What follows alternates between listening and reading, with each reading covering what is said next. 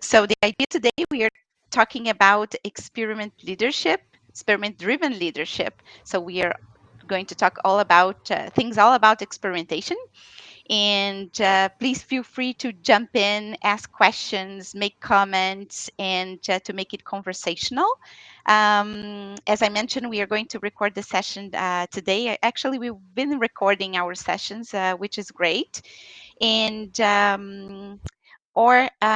would love if you could maybe make it a tour on butter. So if you don't actually are comfortable with butter yet, so an overview, it's highly appreciated, especially about the chat, the collective chat.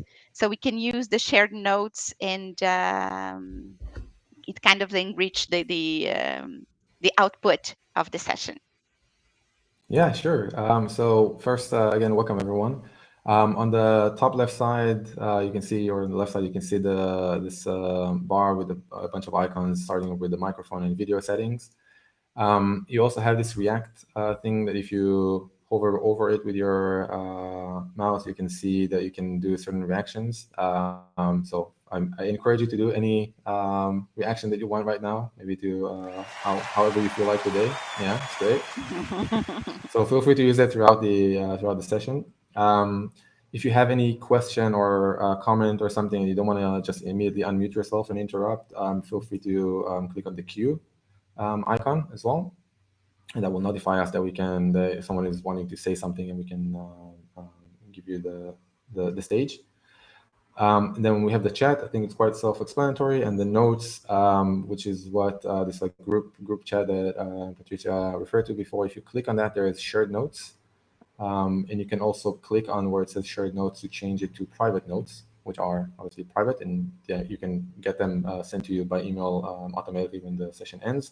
But for the shared notes, what we found really successful in previous sessions is that we just like write our notes kind of as a summary there, and it's then easy for us to share it with other people from the community later on, to help like make sense of the session, and then to see what was discussed, etc. So the shared notes, basically we all see them at the same time. We can edit them at the same time. It's sort of like a shared document, and then at the end of the session we will share that around. um, I think that's about it. Yeah. Yeah. Any questions so far about butter? Not really. Okay. Okay. So one quick question before we start. Actually, two. We were curious, so it's more about to start warming up. I would love to know. Here, let me. Oh, sorry.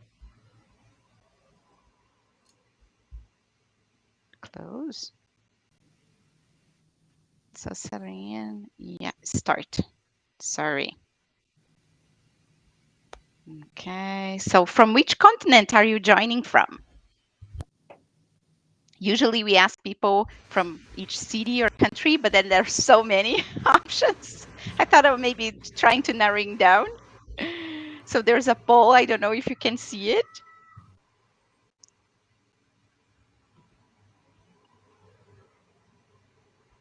Okay.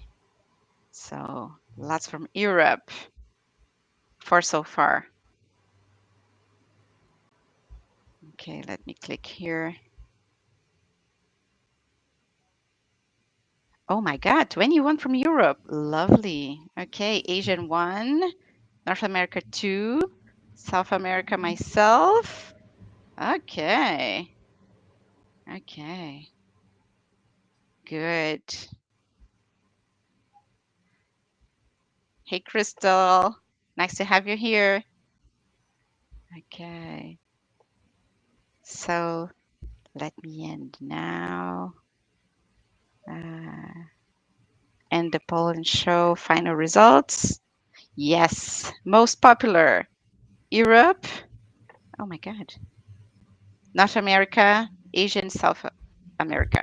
Okay, lovely. And our other question would be flashcard is currently running. No. I don't see the flashcards. Do you see the flashcards? Yeah, we'll sit them next to the poll. Let me close the poll. Got it. Okay, okay, good. So, are you still working or already on vacation?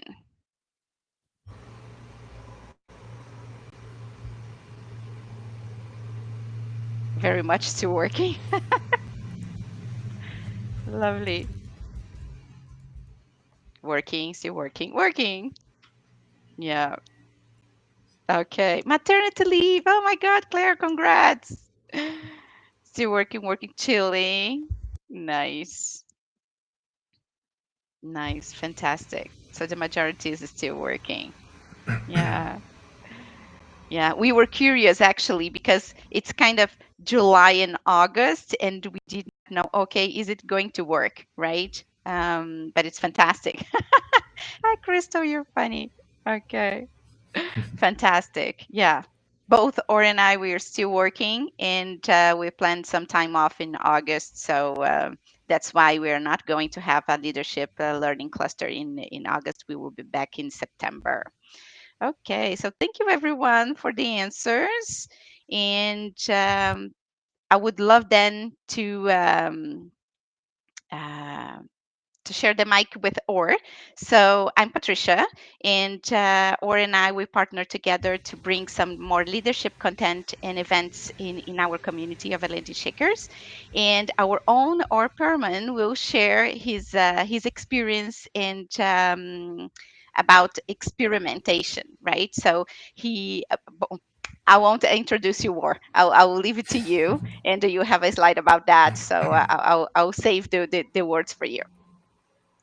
Okay, awesome. Um, can you start the slide? Oh, maybe I'll start them. Wait, Yes. what's that? Okay, here you go.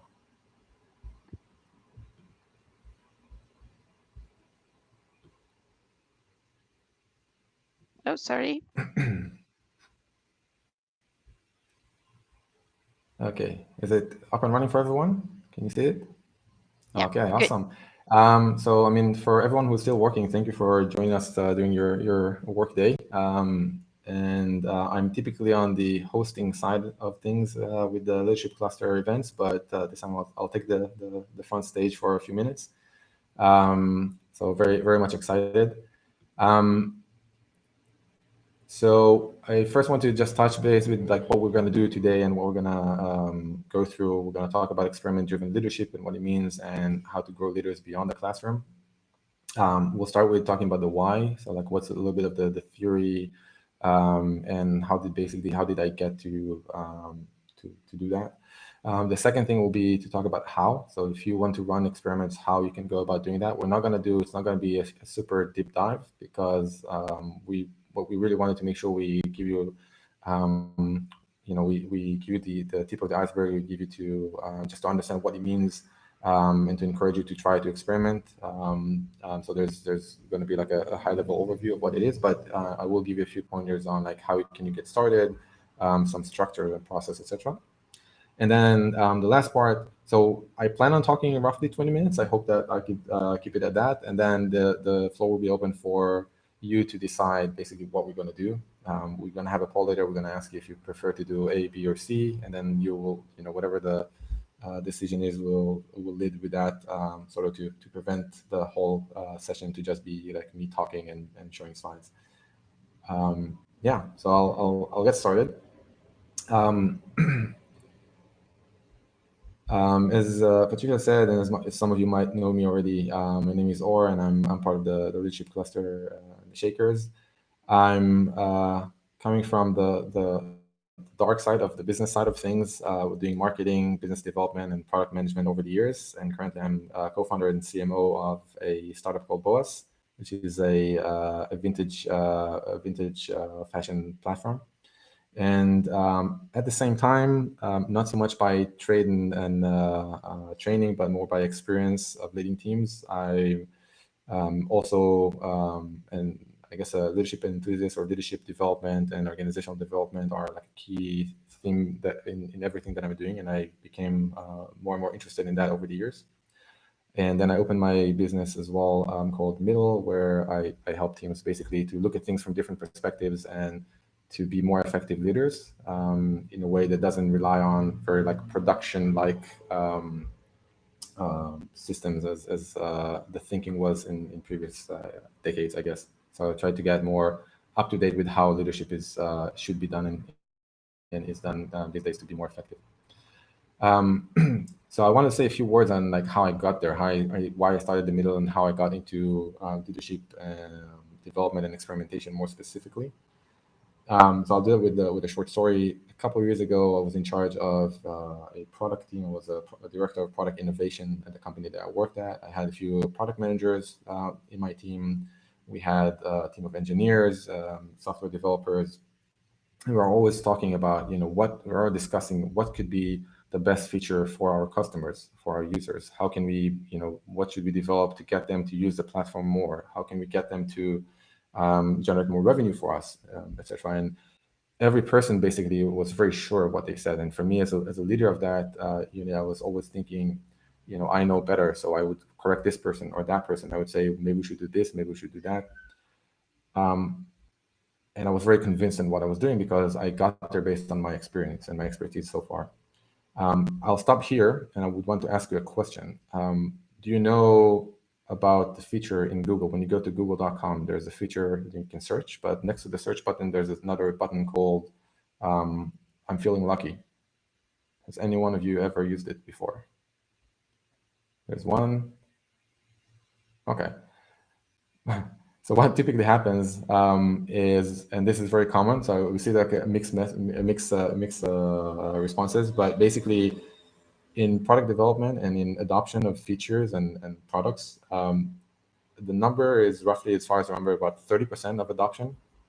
So you can think of any feature that is being developed, any app that you're using, or software, etc.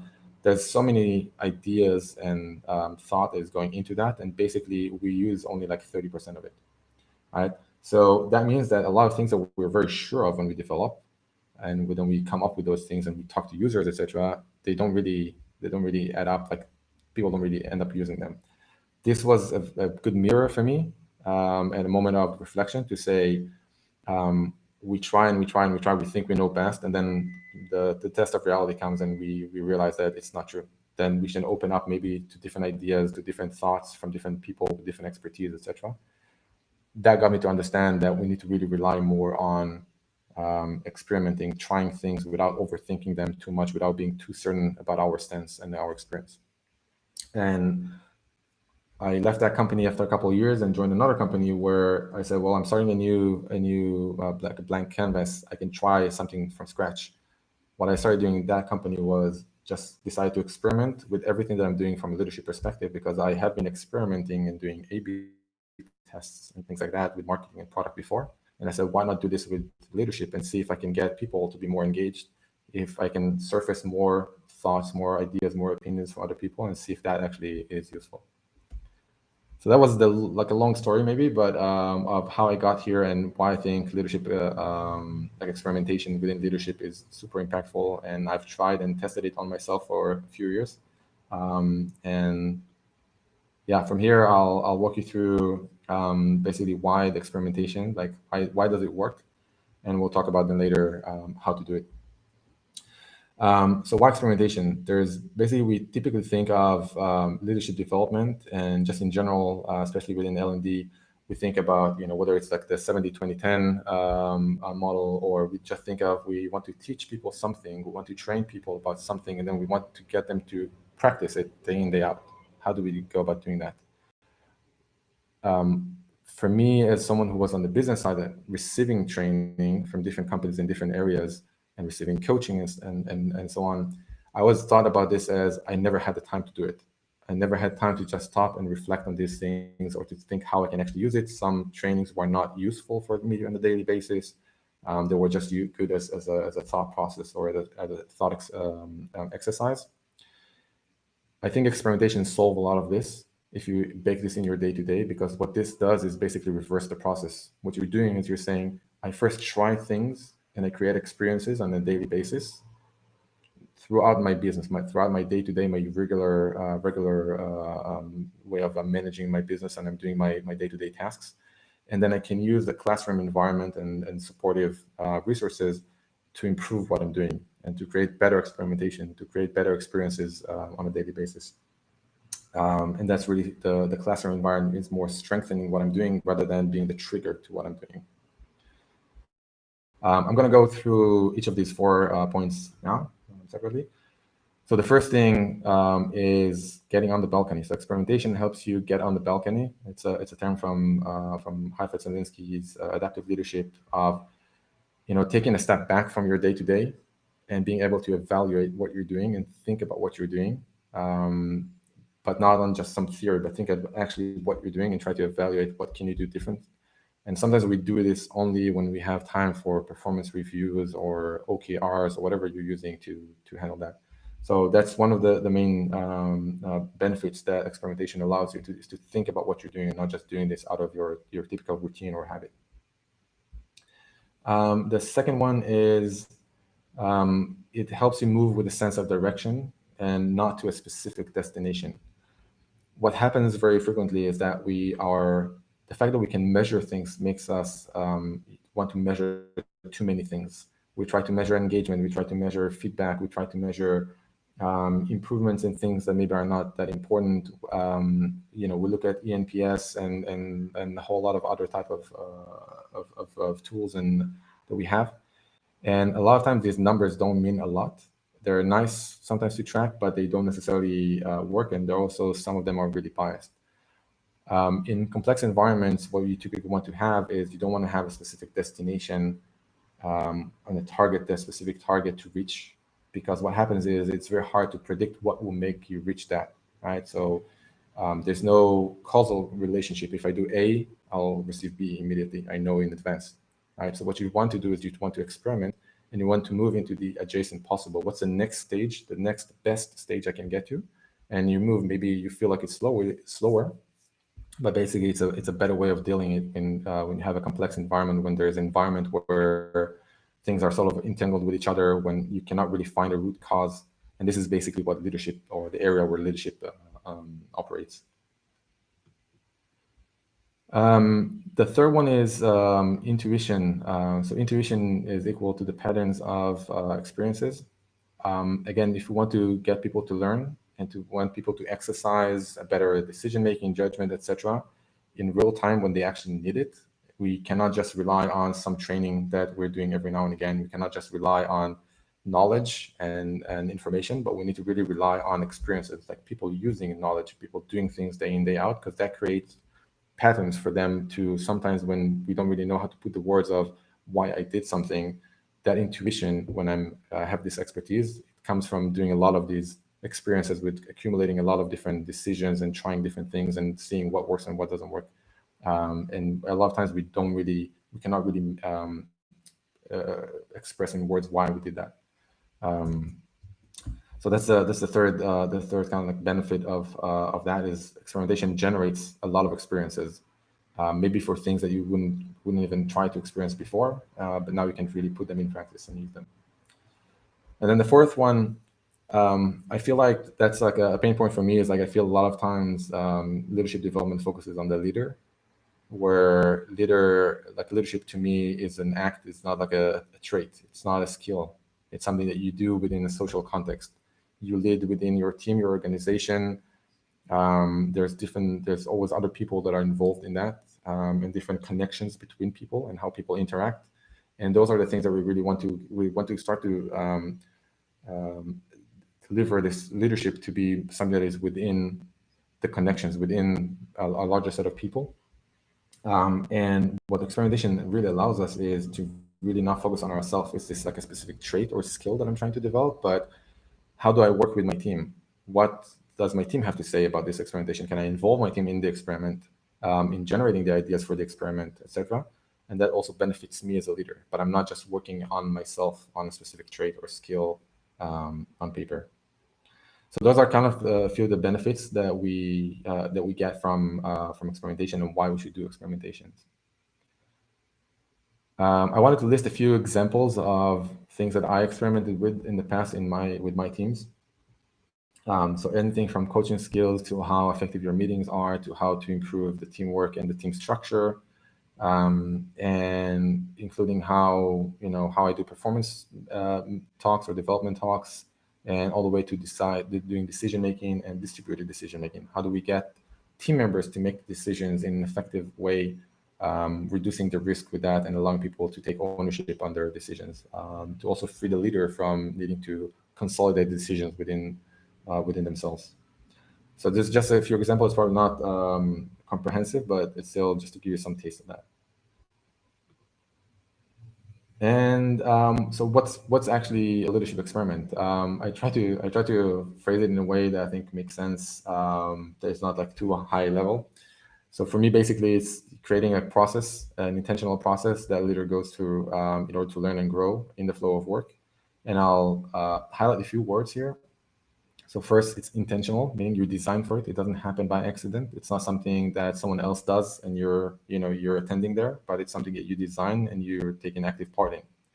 It's a process, meaning that it's something replicable, something you can do again and again, and helps you also to take like some of the um, concerns or thoughts about maybe I should do it, maybe I shouldn't do it, and remove some of the barriers to just make it like more repetitive and get into the habit of doing it.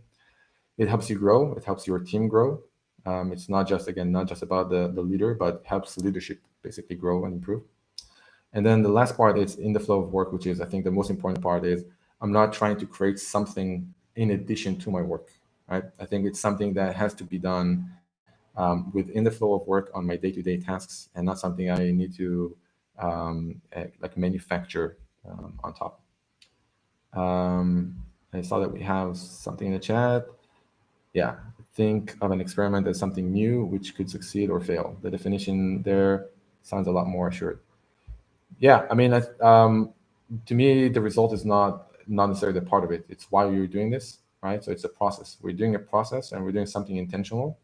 And it's true, like we're not gonna succeed with all of them. We're probably gonna fail with most of them. I don't like the phrasing of you need to fail fast, because I'm not doing this to fail. I'm doing this to succeed. But I am failing as part of it. Um, it's part of the process. I just spoke with someone the other day about like physical exercise. How some people say, my muscles are aching because I worked out yesterday, so I feel good. But you don't do this to feel like your body aching. You do this to be better fit. You do it to be better shape. You do this to have health benefits, and the muscles aching is kind of like a part of that, but it's not the goal. Um, thanks for the comment.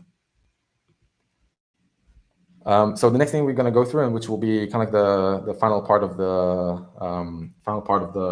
of me talking, and then we'll go through more engaging two-way conversation, is what's in an experiment, basically. So how do you go about doing an experiment? What stages do you need to go through? So the first stage is, this is basically, there's like 5 stages here. You don't really always do them like on paper. Sometimes you do some of this in your mind and it's quick, depending on what the experiment is. Sometimes it's like something very simple. Sometimes it's something that you really want to design more and to put more thoughts in.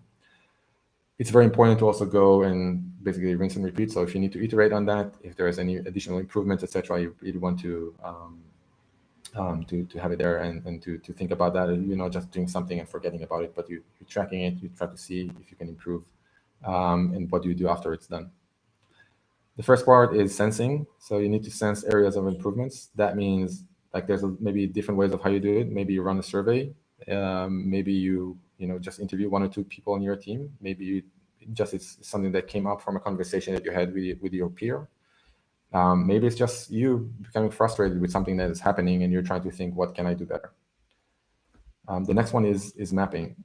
Mapping, what you want to map is the things that you can change and not what you should change. We very frequently focus on what we should do instead of what we can do.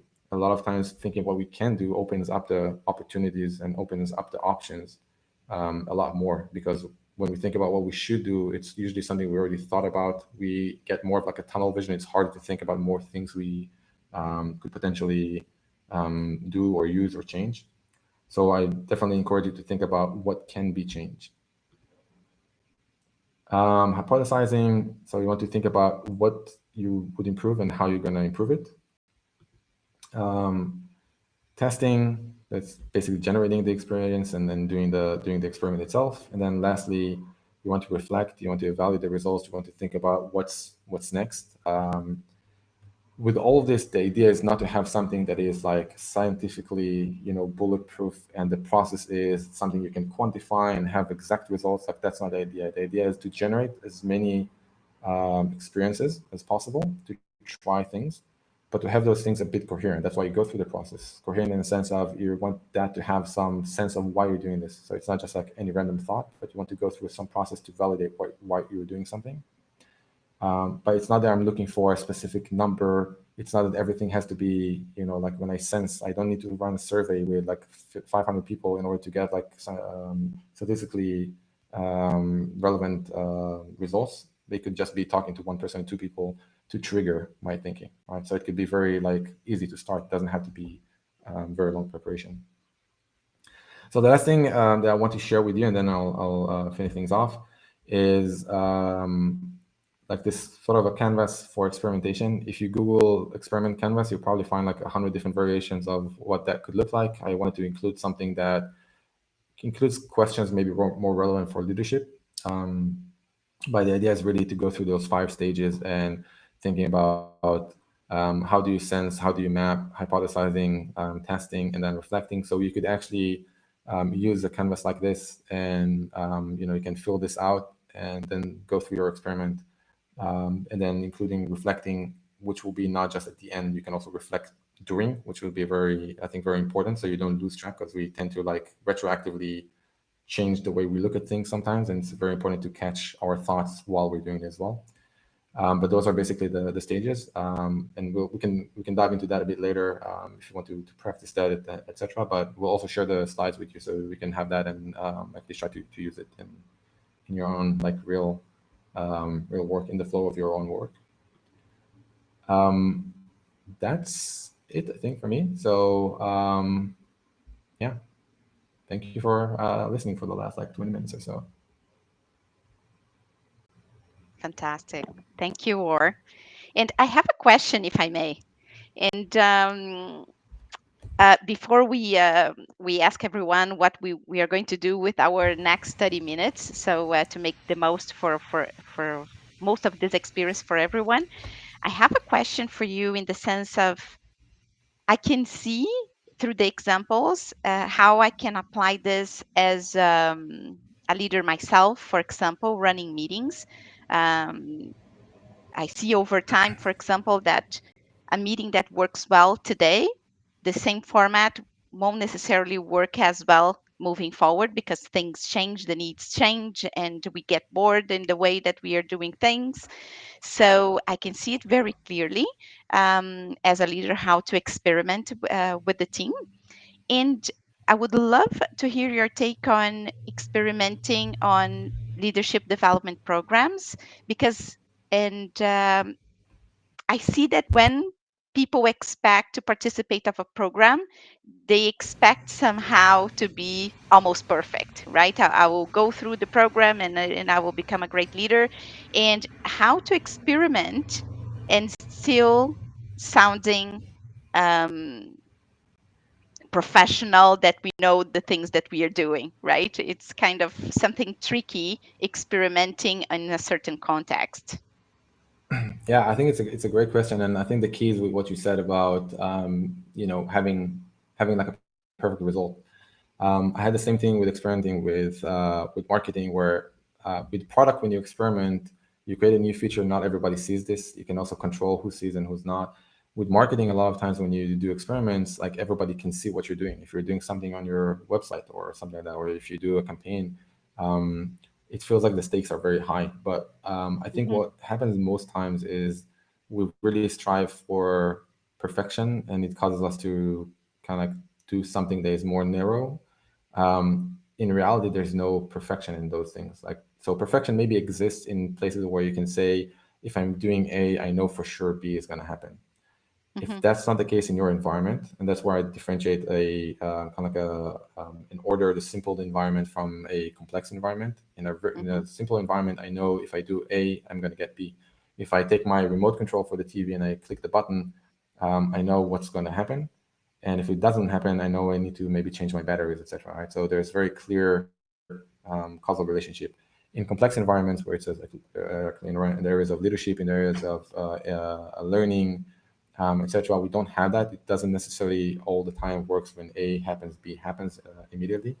So I think one thing is this perspective of it's not going to be perfect anyway, and it doesn't really we don't really have a good definition of what perfect is. So we just need to improve and we need to try different things. Our learners a lot of times will not even know the difference because they're not experts in what we're doing, which we also need to have in mind. Mm-hmm. And lastly, if we go through a process, and that's why like I created this like more process that feels like you have a few steps, etc. The whole thing is really just to make you think about what you're doing a bit more and to progress your thoughts around this to make sure it's not like a random thought, right? So that's basically the premise of this, and you can really apply this on anything that you want. um, I hope that answers the question. Yeah, But absolutely. Thank you. my advice would always be, if you're not sure, you start with something small, Mm-hmm. and you go from that. But I honestly, when I do this type of experiments these days, I try to do as many as I can in parallel, as if they're not like interconnected, right? So if they're no if one doesn't block the other, there's no reason not to do Mm-hmm. different experiments at the same time. For example, experiment on your rituals, experiment on how you do one-to-ones, experiment on how you manage your time, experiment on how your team does teamwork on a specific project. A lot of times these things don't necessarily block each other, and you can just try them at the same time. Yeah, lovely. It's a great idea. So, Anne has a question. Hi, I wasn't sure if it was question time or not. I had a question about time frames and um, the degree to which the team you're working with is knowledgeable that you are running experiments. Are you working with them and saying in the next, few months, I'm going to be trying different things and kind of giving them uh, an invitation to, to understand that you're going to be experimenting? Are they aware?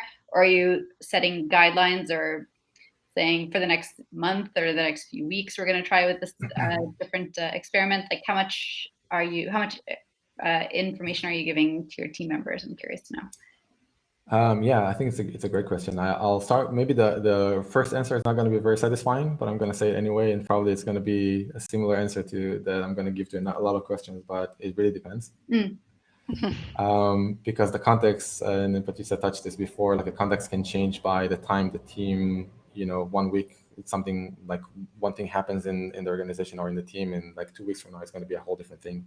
Um, but sorry to touch it. So it depends, but um, it depends what you really are testing as well. So if you're gonna test how you do performance talks, and maybe you're dealing with someone who's who you have trouble with within your team, you might want to consider whether you want to disclose that you're experimenting, for example. Mm. So that's something that you need to think of. It also depends what your experiment is. I had a case where I just had like a one-to-one with someone, and I decided I was reading MBS's book, The Coaching Habit, a couple of years ago, and I said, well, it's a great book. There's a lot of things here that I would want to do, and maybe I'll do like one experiment will be the next person I'm going to talk to. I'm going to just use questions the entire conversation. Mm. It's not that that makes me a great coach, but I just practice some stuff that had to do with coaching. So see if I can handle that personally.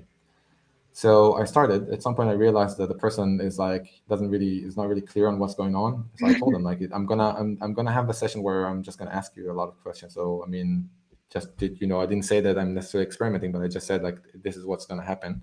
So it's not really the regular way of how we do things.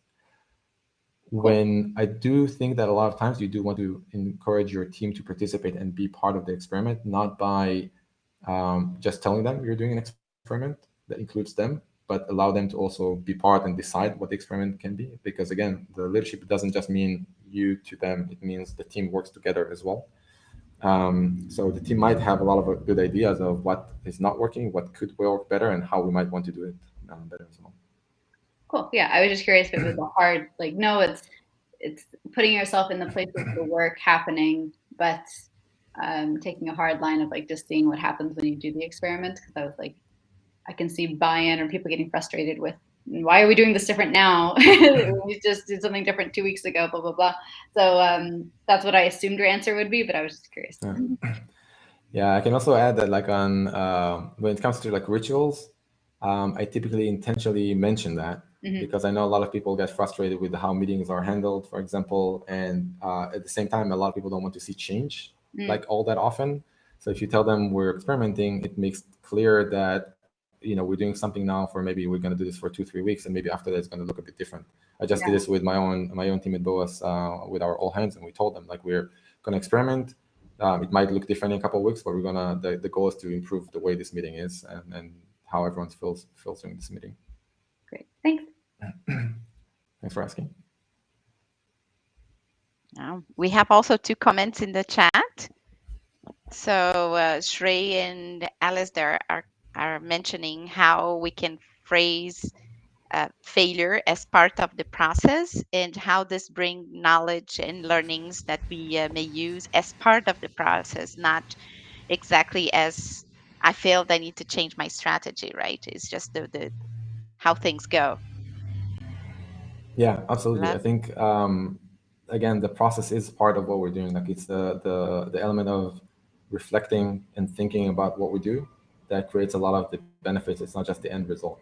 And I think that's like that's very very crucial. So that's I think it's like great comments. Yeah, and I mean again in terms of like failing, I don't look at this as like failures or wins. Essentially, the way I look at it is if you think of this as like a scientific experiment, which is not necessarily the right comparison, but what you're trying to do is you're trying to prove or disprove your hypothesis. It's not necessarily like the successful experiment doesn't mean that it ends with with the result that you wanted necessarily, but it does give you more knowledge than what you had before. So even if you disprove your hypothesis, you learn something that you can maybe follow up on. So I don't look at this as a failed or succeeded in that sense. Yeah, absolutely. So we still have 20 minutes, and we would love to ask you about how we would like to move forward with the session, right? We informally we asked a few questions. We can continue with that, and or we can also practice some planning and experiment or exploring where L&D and HR fits in all of this. So to make the session as more suitable for your needs and interests, we would like to ask that, and we go with the most voted option.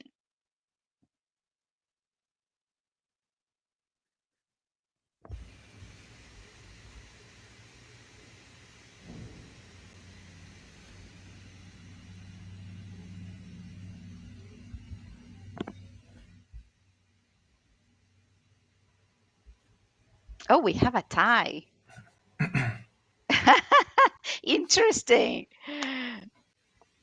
So, or We practicing. don't see the I don't see the We results yet. Oh, you That's don't why. see. I see. Can I end now? Not everybody voted. It's 17 out of 22, but we still have a good vision.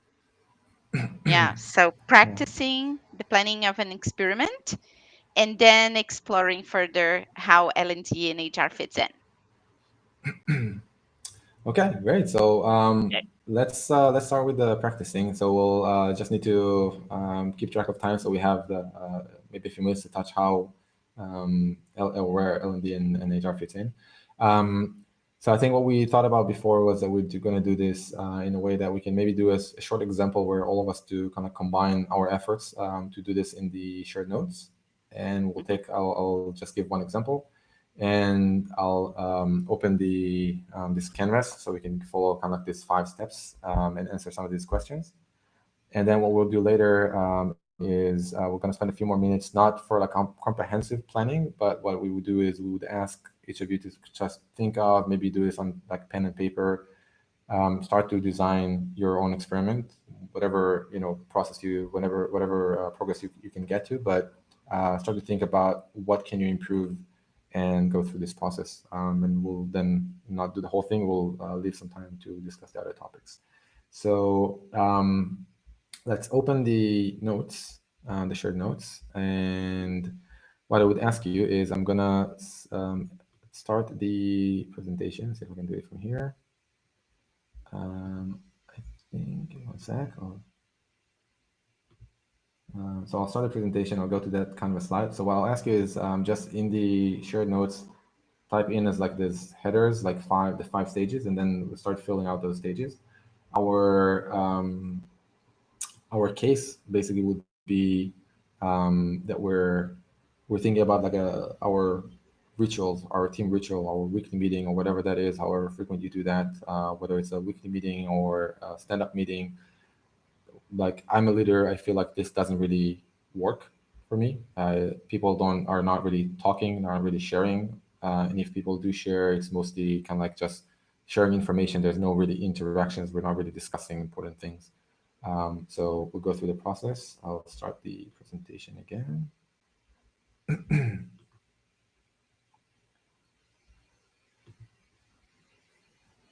I like that someone wrote in the notes, "Don't overthink," because that's probably going to be like the best advice ever. Um, like the lowest barrier that you can have to really start. Okay, so here's the slide. So the first thing is sensing.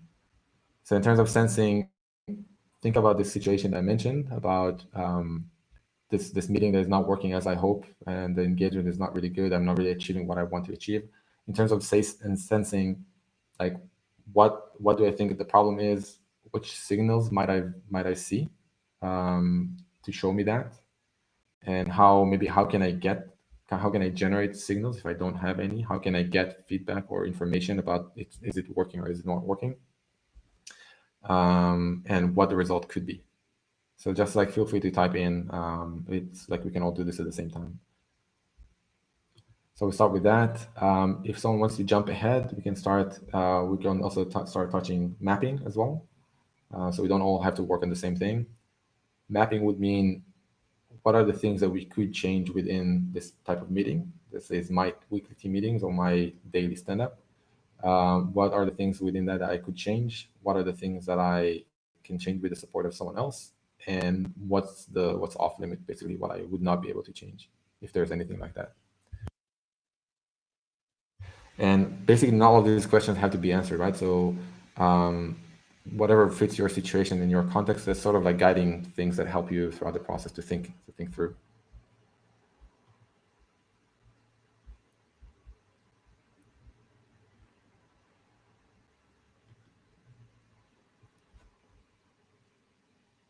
So I suggest we do, I think we can start like a timer to also have a little bit of music.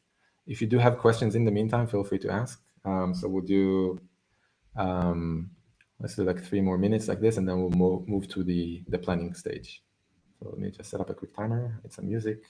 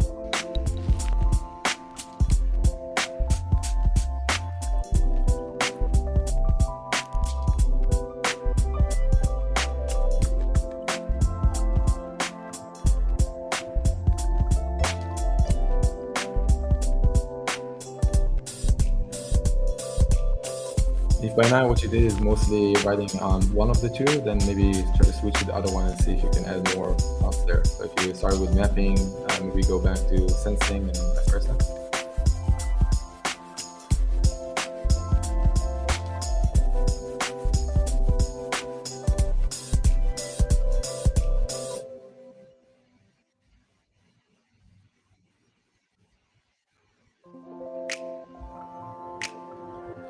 For those that are working on sensing, what type of also other tools you might be able to use? So a lot of this is like the leader's observation, I guess. But what else can you do to like manufacture maybe insight or create some insights on how this is going? You can add those tools.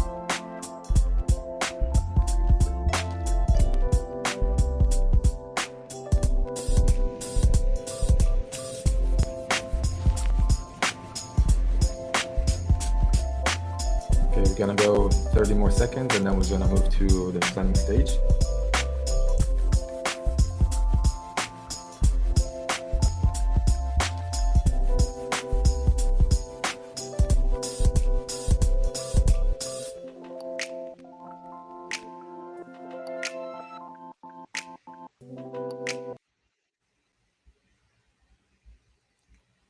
Okay,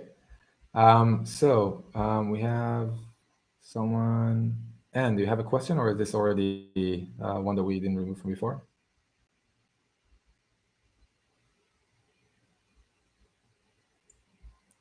He can hear you.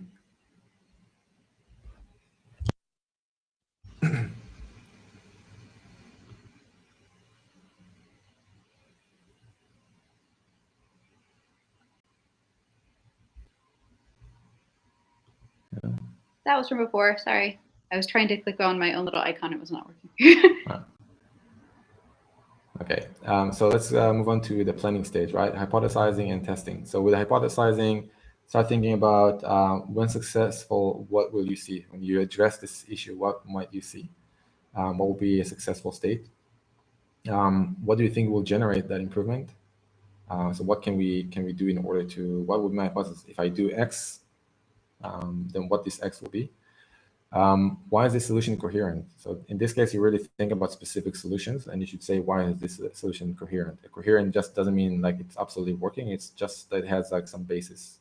You could have heard it somewhere. You could have seen someone else use it. You might have used this in the past.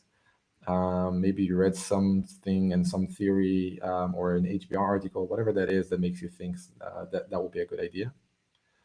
And then also think what could go wrong if you do it. Is there something critical that might go wrong, or maybe just something small? But just try to think about that. So we'll do 2 more minutes of that, and also then the testing part. So how will you implement this? So think about what tools could you use to implement.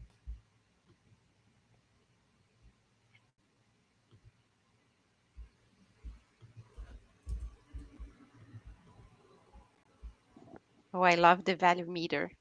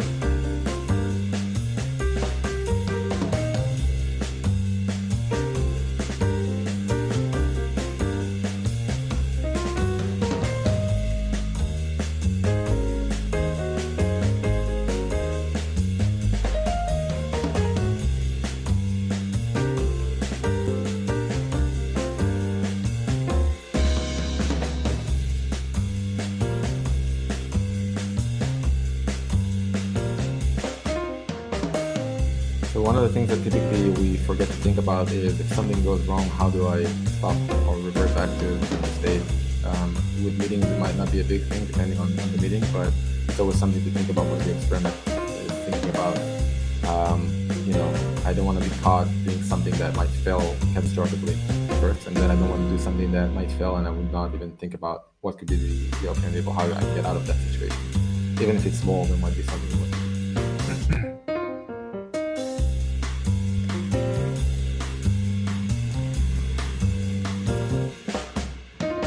Okay, we have just a few more seconds.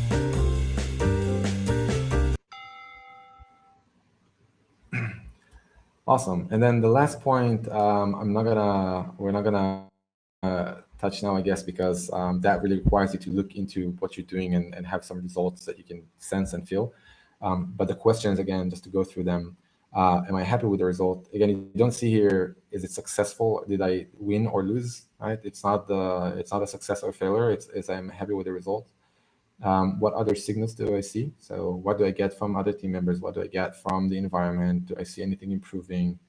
Do the meetings take shorter time? Are we over the time as we usually are, or does it take less time? Um, yeah, what did we learn? What patterns did I observe? Like maybe there are things, and that's why it's also good to reflect while you're experimenting, not necessarily during the meeting in this case, but maybe not after just after you did it for 3-4 meetings, but maybe after each meeting to sit down and take 5 minutes some notes. What did you notice? What patterns came? Do people speak more, not speak more, etc.? What future-facing thoughts or ideas do I have? What some ideas that sparked with me that I want to capture? And then should I follow up? Should I iterate? Should I try something else? Should I continue doing this? Am I happy with this as is, or do I want to keep on doing things? Um, I think one very good example of doing like this exact setup we didn't do is like officially, but Patricia and I did that with these sessions where we try to think. I saw some of you guys wrote something about like note taking together. Like that's basically what we're doing now. This was one of the ways for us to improve the engagements of these meetings because we felt like when you just give people the option of asking questions, there's typically 1 to 2 to 3 people asking questions, but not everyone is involved because not everyone is up to unmuting themselves and speaking and putting themselves on the spot. And so encouraging people to engage also helps them not only be part of the session, but also take something away from the session and allow us to share this with other people as well later. Cool. I think we don't have time to go through the like personal individual experiments, but what I do recommend is definitely try, I don't know if today because it's quite late probably for most of you, but maybe tomorrow think about spend like even 30 minutes just thinking about one thing that you could change and just go through this process and just think about this. It doesn't have to be perfect, but just think about like one thing that you might want to change. Maybe you listen to a podcast and there's some idea in this podcast that inspires you. Maybe, I don't know, whatever that could be, maybe just like a random conversation. Maybe it's just you, there's something you've been thinking about that you want to really try. The best advice is just try and just give it a go. Before we move to the part about how does L&D, HR, etc. fit in this, I was wondering if there's any questions or thoughts about just the process we just did. I know it was kind of quick, but if there's any thoughts from this or something you want to share.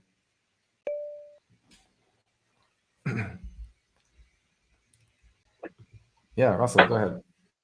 Yeah. No, it's been really, really interesting. I was just thinking from point of view, if we're supporting leaders and we're trying to get them to do more experiments with, say, the example we just used with leading a meeting, how do you go about having those conversations? Are you getting a group of leaders together to kind of talk about the benefits of experimenting and supporting them with it, or is it done in a different way? I was just kind of going through my mind, how do you start that process? Yeah, that's a great question. I think it really, again, the first answer is it depends, because it depends on how open the person is for these things, and it also depends on like what's in the culture in the sense of how do you typically do things. If this is something completely different than what people typically do, and this company, like your company, doesn't do that, they might be like, well, what the hell is this thing, right? Like, why are we talking about something completely different?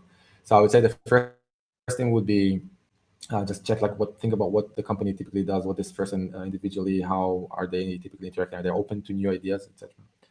The second thing is, in some cases you would want to do like a workshop or something to start with. Like we touched today, I touched a little bit of like the background You can go into that even deeper. Like there's a lot of stuff that I haven't shared just because of the time and the ability to touch a lot of things. But there's some things more about like how can you identify the right things to work on, what some principles you should have in mind, etc. That might be good for like a offsite or like a team event or something like that, but it might not be good enough for like an individual work with a specific leader. And in that case, you might just really want to, if you don't have like a kickstart event, like a workshop, for example, you might want to really just dive into just talking to this leader. So how are you feeling? What is there something you're struggling with these days? Is there like how are your meetings? Like, you can have some questions about this, and whatever they bring up, you follow up on that and kind of say, well, I thought about this tool. Like we can do an experiment. I feel open to do that. Um, so I wouldn't go into too much of like the theory and why is it good and all these things. Just like, are you open to just try something different? You're not like force fitting them what they need to do, and you're not force fitting them why it's this thing and not that thing, because then there might be more resistance, and you don't want to have that resistance to begin with.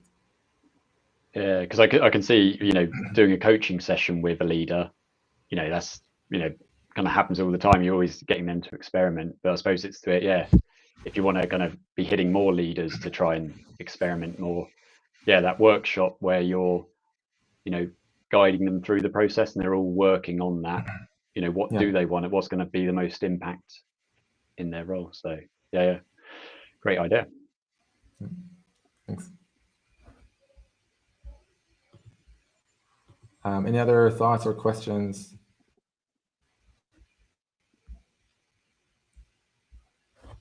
Okay, I think we can move to just talking 2 minutes on like L&D and HR. To me, the one thing that really escapes most of the programs that I've seen is like development programs, is the involvement of all the support roles. That could be HR business partner, that could be the L&D managers, the supervisor of that person, the peer group, etc. We typically just leave stuff to like specific silos. So L&D does a training, HR maybe asks something about it later, and there's like, so nobody really like, there's no a whole support structure around it. And I think every person in that or every role. Thank you for everyone who's dropping. Thank you for joining, by the way. We're going to talk for like 2 more sentences and then we're going to continue. We're going to wrap things up.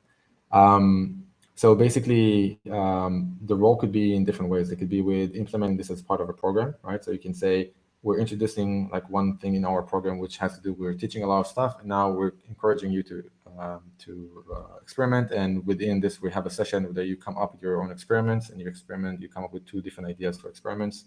And this is part of a program. And throughout the program, you also follow up on this experiments. Not to like say you did well or you didn't do well, but to just see how people feel like when they're going through the process. Is it helpful or not, etc. So they also get the habit.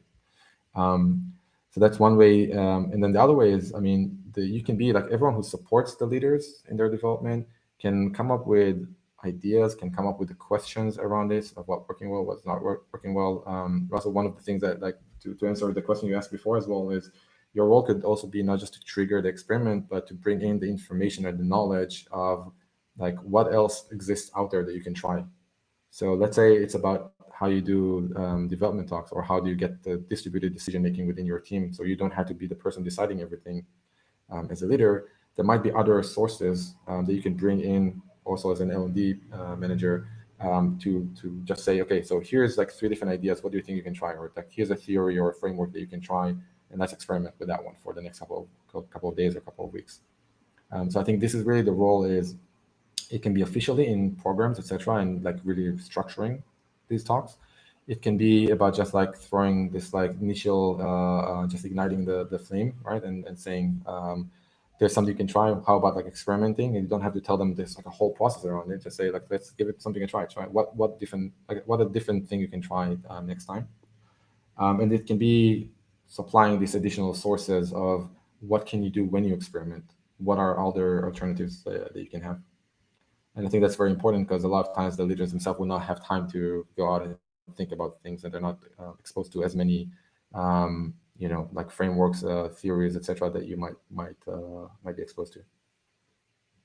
And or if I may, I kept thinking about peer sessions, peer coaching, where we are placing now more and more often in our leadership development programs. Yeah, This is a great topic to discuss, right? To share openly what they experimented and what they learned, so you can learn from different experimentation as well.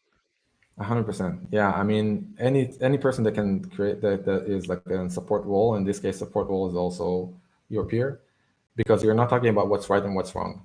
You're not saying you're doing something right or you're doing something wrong. You're saying here's ideas, or I'm just here to reflect and like bounce some ideas off of each other. I am not looking for you to tell me if I'm doing something right or wrong. So it's not judgmental place that you're coming from. Okay. Lovely. Fantastic. Thank you for the insights, Or.